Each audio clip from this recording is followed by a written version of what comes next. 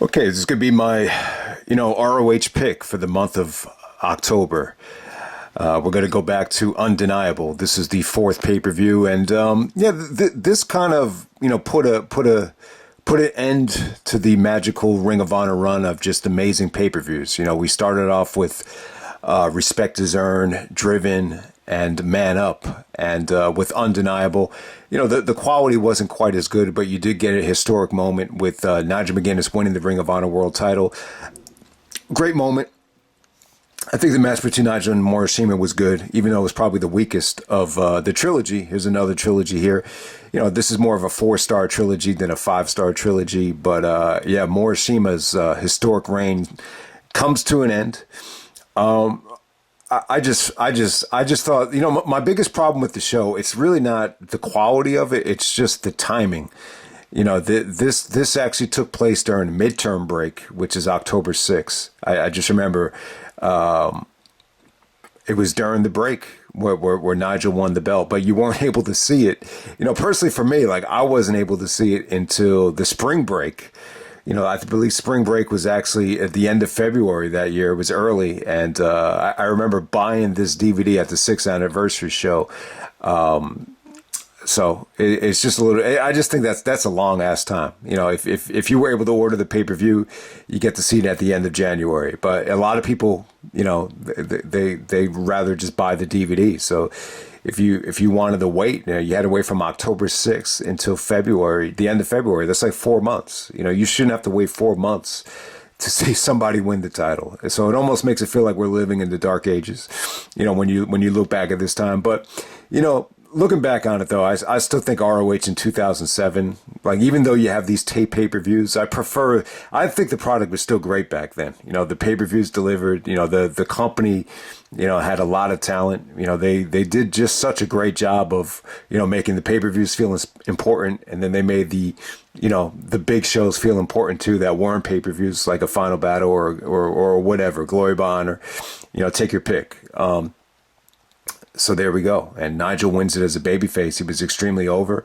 But little did we know, the fans would turn on him, very shortly, after this show. So let's get right down to it. First match tonight, you have the Age of the Fall taking on the Vulture squad. So the whole premise of this show was to keep the Age of the Fall and the Briscoes away from each other because, we're following the aftermath of Man Up, which is very controversial. There's a couple different ways of looking at it. I mean, it kind of makes sense. Like if you really want to, stay true to the storyline, but at the same time, it was a little bit insulting, I think, to the fans' intelligence too. When you look at it from a certain aspect, because the people that were there at the show, I mean, Jay Briscoe is actually wrestling in the main event, so you're basically lying to the audience about that. I think Gabe was in a tough spot. He was being asked to cater to a pay-per-view audience and cater to the diehard audience that's going to watch everything. So it had to be a nightmare as a booker, but I thought he did a pretty good job with it, especially at this time. So the Age of the Fall, Jimmy Jacobs and Tyler Black actually take on the Vulture squad of Jack Evans and Ruckus. I thought this was good stuff, man. They kept it short and sweet. So yeah, this is the first time Tyler Black, Seth Rollins ever on a pay-per-view.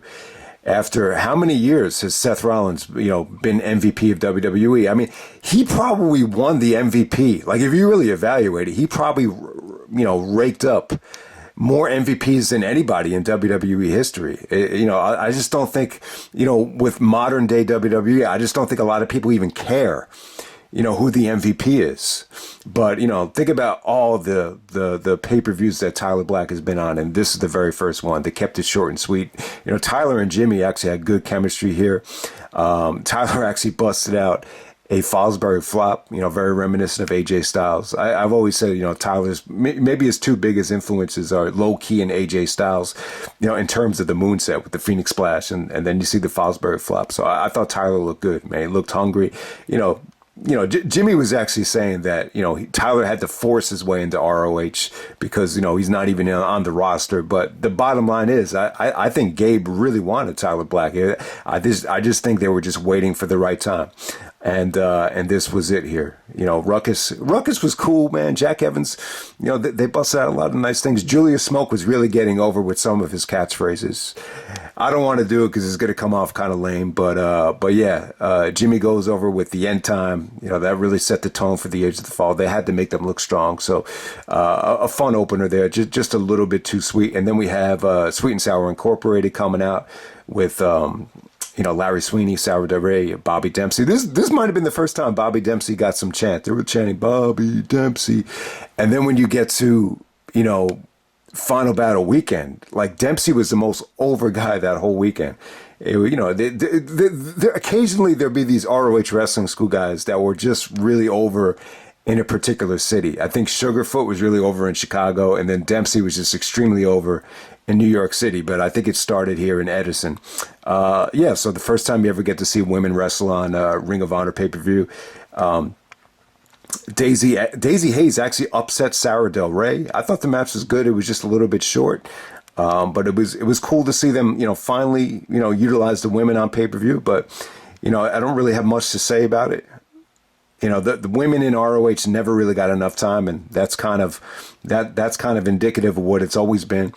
And then we get Bryan Danielson coming out and cutting a babyface promo on Sweet and Sour Incorporated. It's funny because at the end of the show, Danielson, you know,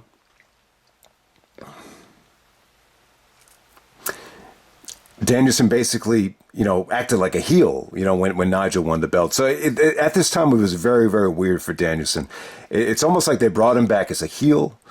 But for the most part, the fans were cheering him. It just really felt to me like at this time, he was a full-fledged babyface, except when he was in the ring with Nigel. So that's kind of how it came off here. But the Danielson promo was good. He basically criticized Larry Sweeney for saying, you know, people like you are what's wrong with professional sports, not just professional wrestling. You know, just kind of, you know, buying up talent.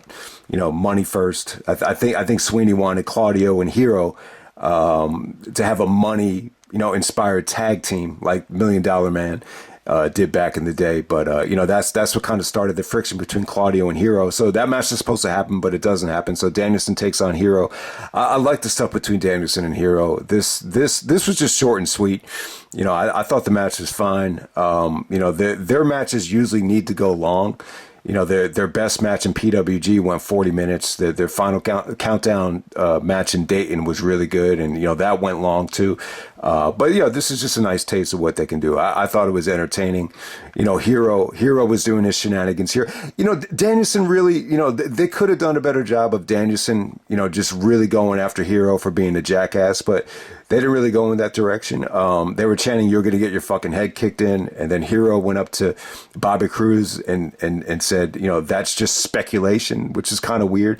That didn't really bother Hero. But when the fans started chanting, "You can't wrestle the Hero," that started bothering him, because Hero's a great wrestler. But I think a lot of people misinterpreted the shenanigans as to mean that he can't really wrestle. So, but yeah, I thought the match was really, really good. Entertaining stuff. You know, the ending definitely came off great with Danielson just stomping, you know, Hero's chest with the, you know, basically kicked his head in by stomping his chest. You know, I think Danielson actually did the same thing to Swerve, you know, a couple nights ago on Title Tuesday. So you get to see that there. So yeah, nice convincing win for Danielson, but, you know, definitely not, you know, it just kind of felt like Danielson was still recovering from the eye injury. I don't think they wanted to take any chances with Hero just knocking him out with the elbows and stuff like that. This was just just a fun little match right there. I really, really liked it though, even though it is probably the weakest Danielson Hero match.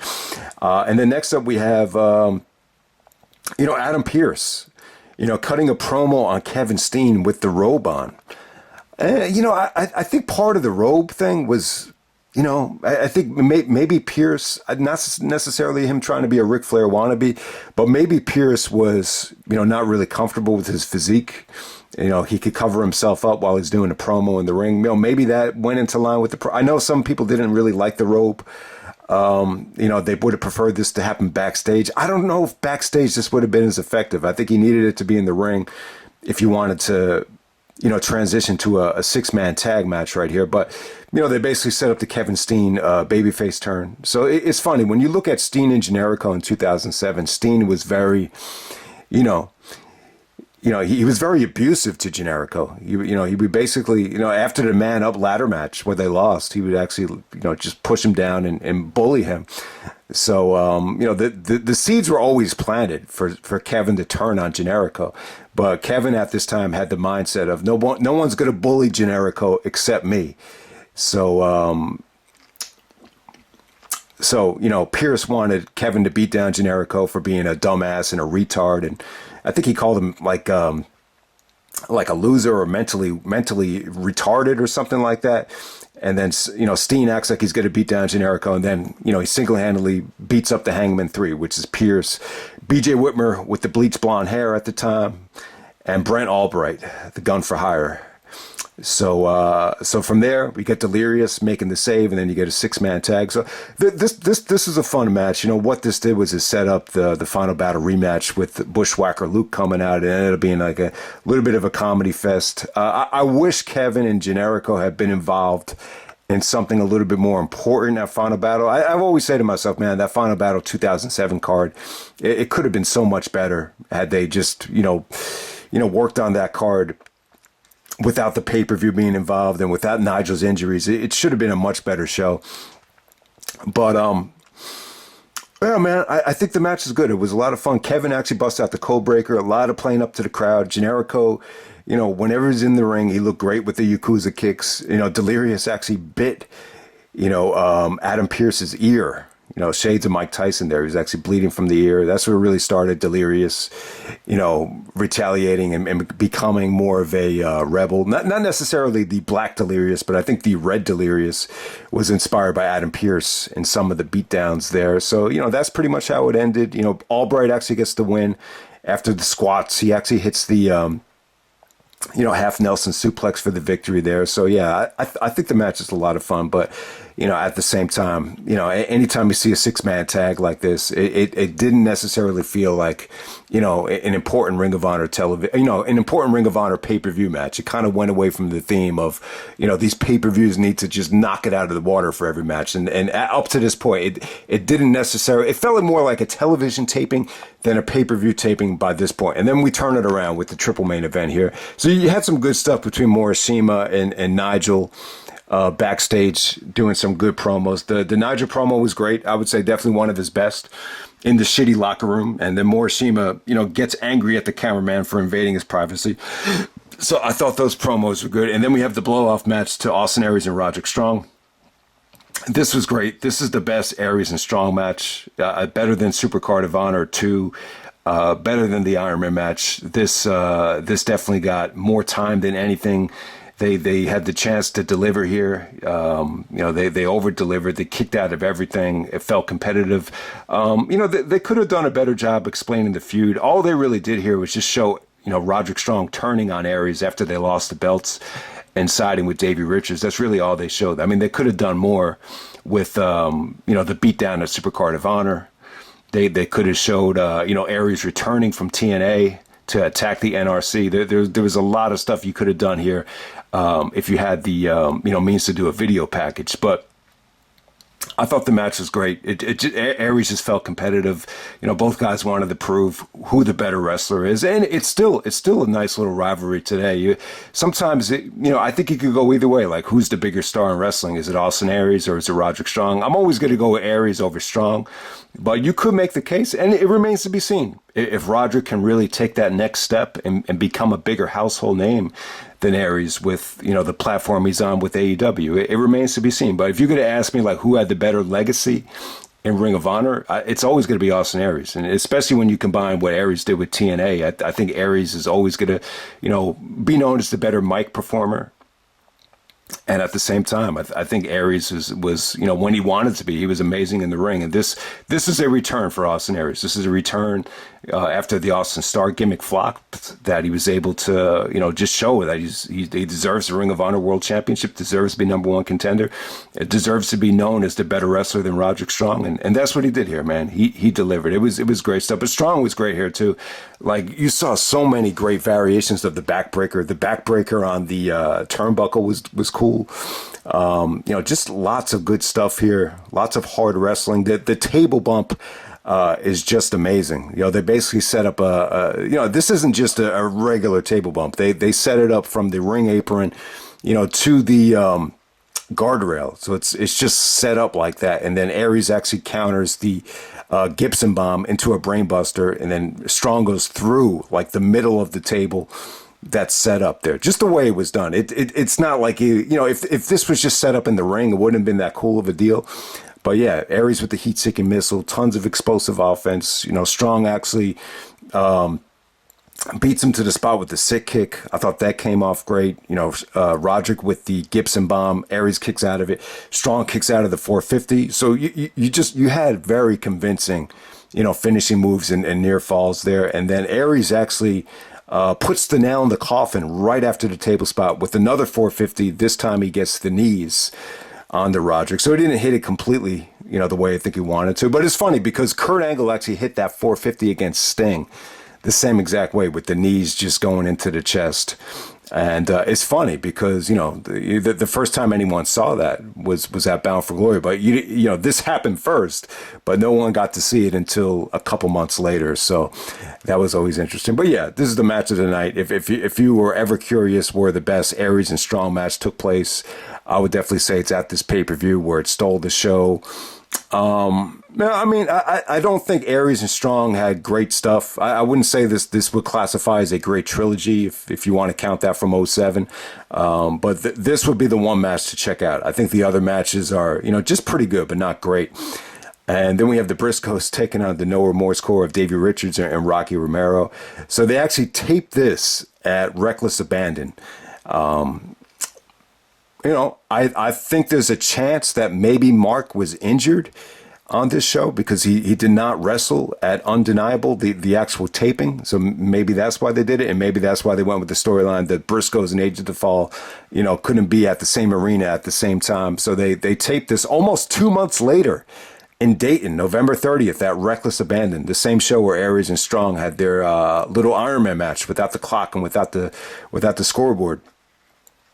All right, so Briscoes and No Remorse core. I thought this was good, man. I think this is probably the last great Briscoes title defense of this, you know, historic MVP reign. I thought it was great stuff. The highlight of the match is the Mark Briscoe, the Ace Crusher dropkick combination at the same time. That was cool, but everybody here busted their ass. You know, tons of high spots, tons of great double team moves, lots of kicks from everybody. Anytime you have Davey going out there with the Briscoes, it's always going to be good. I don't know if Davey and the Briscoes ever had a classic, either with Davey with the No Remorse core or American Wolves.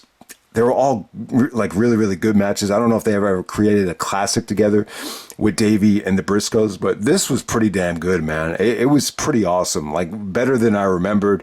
I thought Rocky Romero was great. You know, some of the arm bars that he transitioned off from the top rope was cool. But yeah, just the kicks in this match from everybody was just devastating. There was even some, you know, really, really hard, you know, action between, you know, Davey and Jay Briscoe to end this thing. Briscoes go over with the Doomsday Device, but it was good, man. No Remorse core, you know, put up a great fight. This was a lot better than I remembered. And, yeah, just, really, really good stuff. I mean, you know, probably the hidden gem of the Briscoes title run in 2007. I think a lot of it is because, you know, they just kind of, you know, taped it at this Reckless Abandon show. So I think that's probably why people forget about it more than anything.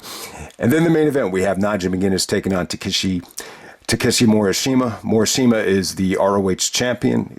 He won the title from Homicide at the 5th year festival in Philadelphia. And, you know, the reign finally comes to an end here. Arguably, you know, one of the better Ring of Honor world title reigns. You know, there are a few people that want to be really smarkish would say that Morishima had the best reign. But to me, I think Nigel definitely had the better reign. I think when you look back in history, this is where it all started for Nigel. I would definitely say, besides, obviously, I put Danielson at number one. I think Joe would have to be number two. But if you were to ask me who had the third best reign in Ring of Honor history, I would have to go with Nigel. I think you can make a case that it could be Aries. I think Punk's might have been more memorable, but I'd have to go with Nigel at number three because of, how historic it was. He wins it as a babyface. He turns heel during the reign, which is, that shows you how versatile Nigel was as a performer. And in some ways, I kind of wish this reign never came to an end. This is the reign that I think a lot of people really grew up on for Ring of Honor, and ended up being one of the longest and one of the best. This match here between Nigel and Morishima in terms of the trilogy, it was probably the weakest of the trilogy. I think at Fighting Spirit, which also happened at Edison, New Jersey, the same venue, that was probably the best match they had. They got more time, and it felt like a fresher matchup, and they had another good rematch at Live in Tokyo. But you could notice that maybe Morishima was getting weaker as the reign went on, and I think they kind of felt. I mean, this match kind of felt like it was a little bit rushed. Only 14 minutes. It definitely felt like they kind of picked up the pace towards the end. There was some criticism with the selling here. And to be honest, it didn't really affect me that much. The selling of the shoulder stuff, they didn't spend that much time on it, and then they never went back to it. But that didn't really bother me that much. I thought some of the no-selling at the end worked quite well. You had Morishima no-selling the lariat. You had Nigel no-selling the backdrop driver and then transitioning into a jawbreaker lariat. I actually thought that stuff was cool. And tons of lariats, tons of forearms. Some of Nigel's basically, just kind of, taking his inner parts of his arms and just clocking Morishima over the temple with it. And, just really, really stiff action between both guys. And, Morishima kicking out of a ton of lariats. And, the ending lariat when Nigel gets the pinfall, the crowd just exploded. So I thought it was good, man. I think this was a good follow-up to their other matches, a bit shorter, some people would say a little bit less satisfying, but I still thought the match was really, really good. I think the moment, once again, this is another case where the moment, is a little bit more memorable than the actual match. But I thought the code of honor between Morishima and Nigel, I thought that came off classy. This is a code of honor that, kind of goes forgotten. And then Bryan comes out and basically says that the title belongs to him. And then Aries gets in Bryan's face. Then Bryan pie faces Aries and Nigel. So it was cool, man. It really set up the Bryan and Aries, trilogy. That's another good trilogy to determine the number one contender. I thought, I think it was tough too because they didn't really use that trilogy for pay-per-view. But I think Aries, going over Roderick just kind of made him the number one contender. But for the other audience, you had to tell the story of Aries beating out Danielson to become the number one contender. Though that trilogy was not on pay-per-view, so this had to be a really tough time to be a booker. But still, I still think this company, with the pay-per-views and just the format of the shows, the roster. I mean, the roster is just loaded. With talent, left and right. Everybody became a huge name in the industry, from Kevin, to Nigel, to just everybody here. So, that's pretty much it. Just to kind of wrap up the rest of this show. So, they do a plethora of dark matches. Anytime you do dark matches after a historic title reign like that, it had to be a tough sell. So Claudio goes over his former Chikara Wrestle Factory dude in Jigsaw, which is pretty good. The crowd was kind of dead for it, but they picked up the pace at the end of this thing. Then you had Davey and Rocky taking on the resilience of Matt Cross and Eric Stevens. I think this is where Matt Cross got injured. But, the match went a little bit long. It felt a little bit dead in the beginning. But, the match definitely picked up towards the end. And there were some really, really good high spots from Matt Cross and Davey, who busted out the shooting star press. So it was good. It was better than I remembered. I think at this time, they still wanted to give you an incentive, to buy the DVD. And that's exactly what they did here. But this was like the last time they did it. I think after this pay-per-view, they kind of stopped, giving you these bonus gems. Obviously with Driven, you got the mother of all bonuses with Bryan and Kenta on the DVD bonus, which was arguably the match of the year in 2007. But yeah, I mean, this is the last time you really got, something special. And they closed the show with Necro Butcher taking on Jay Briscoe. So Jay Briscoe's actually in the building for the show. But it was good, though, man. Necro came in with a lot of juice. So this is really Necro's first big match in Ring of Honor after debuting with the Age of the Fall. Him and Jay just had a really bloody brawl. It was good stuff, man. It was good. This is probably one of Necro's better performances. So Necro goes over Jay. It's just a good brawl. Very bloody, lots of chair shots, lots of craziness. And the aftermath is pretty, interesting. Tyler and Jimmy and Lacey come out with Mark Briscoe just, wrapped up in barbed wire. And, his face is all taped up so he can't even talk. And he basically looks like he's like half dead. So that's pretty much how it ends. And so, yeah, the Briscoes are actually in the arena if you watch the actual show. So yeah, but yeah, man, that's undeniable.